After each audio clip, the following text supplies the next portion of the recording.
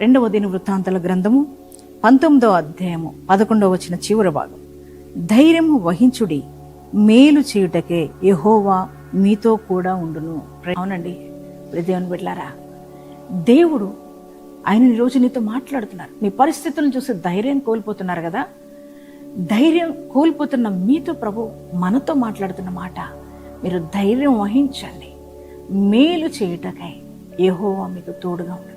అవునండి, మన దేవుడు మనకు మేలు చేస్తాడండి, కీడెప్పుడు చేయడండి. పరిస్థితులన్నీ చూసి ఒకవేళ భయపడుతున్నావేమో, ధైర్యం కోల్పోతున్నావేమో, కానీ నీ దేవుడు చెప్తున్నాడు, నేను నీకు మేలు చేయబోతున్నాను అంటున్నాడు.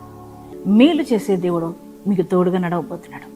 మీ జీవితంలో అద్భుతాలు చేసే దేవుడు మీకు తోడుగా నడవబోతున్నాడు. కనుక ధైర్యం తెచ్చుకుంటారా? ఈ మంచి వాగ్దానం, ఈ శ్రేష్టమైన వాగ్దానం నాకు ఇచ్చినందుకు thank you Jesus, thank you daddy అని ఎస్ఐకి థ్యాంక్స్ చెప్తారా? థ్యాంక్స్ చెప్పండి, వాగ్దానాన్ని నమ్మండి, ఎత్తిపట్టి ప్రార్థన చేసుకోండి. మరి దేవుడి వాగ్దానం మీ జీవితంలో నెరవేర్చునుగాక.